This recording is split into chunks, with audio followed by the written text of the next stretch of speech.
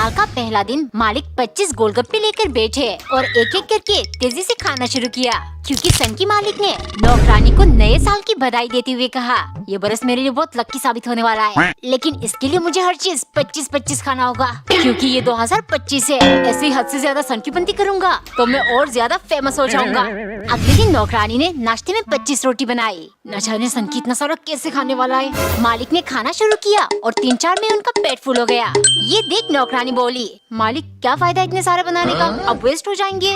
कमीनी, ये सब तेरे कारण ही है। अगर तुम पतली पतली रोटी बनाती तो मैं आराम से 25 खा लेता।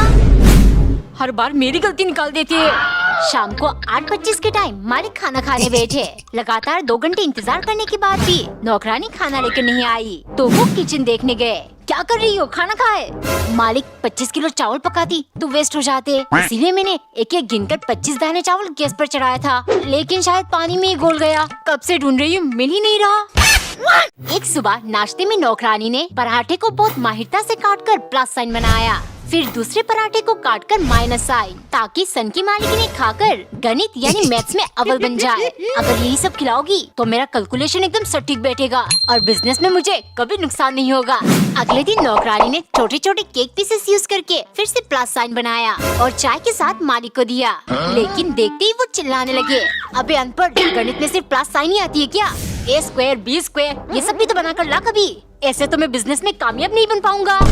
अगर मैंने इतनी पढ़ाई की होती तो यहाँ नौकरानी बनकर काम थोड़ी करती। गुस्से के मारे डिनर को उसने एक स्पेशल डिश बनाया और 2 अंडों के साथ मालिक को परोसा। खाते ही मालिक बोले, चलो प्लस साइन के अलावा कुछ अलग तो किया।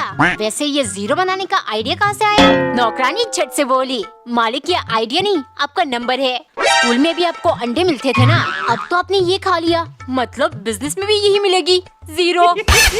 टिल्लू, फ्रूटी पिएगा? ये कहाँ मिला मम्मी? अरे पड़ोसन ने दिया था, मैं दुपट्टे में छुपा कर ले आई। चलो स्टॉक खोल कर लगा दिया। टिल्लू कितना पिएगा, डब्बा सिकुड़ चुका है। इतना जल्दी खत्म हो गया, बाल में डाई, मजा तो स्ट्रॉ से आएगा। इतने पानी पीऊंगा। टिल्लू दूध पी ले आकर। दूध में भी स्ट्रॉ डालकर पीऊंगा। इतने तो मैं टिकलेट भी पी सकता हूँ। बचपन में मैं भी ऐसे ही करता था। टिल्लू, फ्रूटी का डब्बा कहाँ गया? बोला पापा, इधर देख।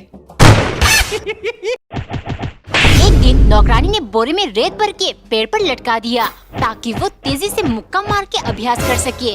इतनी प्रैक्टिस करूंगी, कब मुक्का लगा और कब आग फूटा कुछ खबर ही नहीं होगा।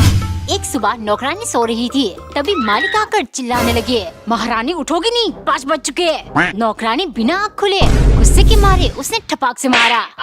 मालिक कुछ नहीं समझ पाए, पर उनकी आँख बिल्कुल काला। थोड़ी देर बाद वो चाय लेकर आई। मालिक, आपकी आँख में कैसी लगी? मालिक किरकिराकर चुपचाप चाय को पीने लगे और उनका जीभ जल गया। कमीनी, थोड़ी ठंडी करके नहीं ला सकती थी? मन कर रहा है यही गर्म चाय तुम्हारे मुंह में फेंक दूं। ये सुन नौकरानी ने तुरंत भूसा गोद दिया और मालिक की दोनों आँख भी काला। कुछ ही देर में वो अपना सामान लेकर घर से निकलने लगे। मालिक, ये सब अब कहाँ जा रहे हो? अरे पक्का किसी ने घर में काला जादू किया है, मेरे दोनों आँख तो फूट गए, अब नाक नहीं फुड़वाना चाहता। जा रहा हूँ घर छोड़ के, तुम्हें रहना है तो रहो।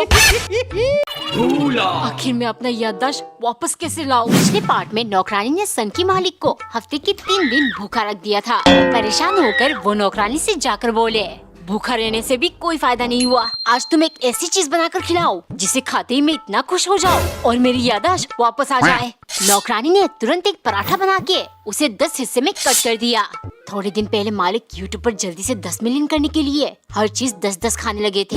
पक्का इसे देखती उन्हें याद आ जाएगा, लेकिन जैसे ही वो ले गई, सन की बोला, मुझे तो कुछ भी याद नहीं आ रहा, अगर खाने के बाद भी याद नहीं आया तो तुम्हारी खैर नहीं। ये सुन नौकरानी जल्दी से किचन गई और जब तक मालिक खा रहे थे उसने ढेर सारा मिर्च काटकर एक ग्लास मिर्ची का जूस बनाया।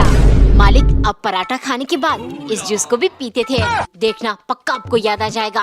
जैसे ही उन्होंने पिया वो जोर से चिल्लाए, भाड़ में गया याददाश्त, जल्दी से मेरे लिए ठंडा पानी, आइसक्रीम कुछ भी ला दो। एक बार एक अनविश्वासी औरत रोज सुबह 5 बजे दरवाजे पर खड़े होकर जोर जोर से बर्तन बजाती। उसका मानना है इस तरह भूत प्रेत काली साया घर पे प्रवेश नहीं करती। पति ये सबसे बहुत परेशान था। एक रात वो भूतिया गेटअप करके पत्नी के पास बैठ गया। जैसे ही पत्नी ने आँख खोला, डर के मारे वो बेहोश हो गई। अगले दिन घर में जंग शुरू हुआ। तुम इतना बुद्धा सा मजाक कैसे कर सकते हो? अच्छा होता अगर मैं मर जाती, लेकिन अब तुम्हें हिसाब चुकाना पड़ेगा। ना मैं तुमसे बात करूंगी, ना तुम्हारे लिए खाना बनाऊंगी। 2-3 दिन भूखा पेट रहने के बाद पति समझ गया ऐसे काम नहीं चलेगा। उसने तुरंत कपड़े लपेट लपेट कर एक भूतिया डॉल बनाया और घर के बाहर लटका कर जोर से चिल्लाने लगा, बेबी ये देखो, जरूर किसी ने हमारे बीच में कलेश करवाने के लिए ये किया है, वरना मेरी इतनी हिम्मत का मैं तुम्हें डराऊं। एक सुबह पत्नी ने एग रोल बना के बिना चीनी की कॉफी बनाया, बिल्कुल जैसे पति को पसंद है। फिर जल्दी जल्दी टिफिन पैक किया। उसके बाद अच्छे से पति की शर्ट प्रेस की। लेकिन जैसे ही पति तैयार हुआ वो चिल्लाने लगा, मेरा टाई कहाँ है? तुम कुछ भी ध्यान से नहीं करती। एग रोल में भी नमक ज्यादा था, बिल्कुल मजा नहीं आया। ये सुन पत्नी सोचने लगी, रोज इतना कुछ करती हूँ फिर भी कभी शुक्रिया नहीं करेंगे, ऊपर से छोटी सी बात पर चिल्लाना शुरू। अगले दिन उसने न टिफिन दिया न शर्ट इस्त्री करी और बेजोड़ मोजे रख दिया। दोपहर को ऑफिस से पति का फोन आया, मुझे बहुत भूख लगी है, तुमने टिफिन क्यों नहीं दिया? बिना इस्त्री की शर्ट पहनकर बॉस से डांट पड़ी और 2 अलग अलग मोजे भी पहनकर आया हूँ। पत्नी धीरे से बोली, अच्छा मुझे लगा मैं कुछ भी ठीक से नहीं करती, तुम अपने आप सब कुछ संभाल सकते हो। थोड़ी देर चुप्पी के बाद पति ने कॉल कट कर दिया। शाम को दरवाजे की घंटी बजी। बाहर पति फूल लेकर खड़ा था। सॉरी मुझे माफ कर दो, तुम बहुत कमाल की हो, बस कहना भूल गया था।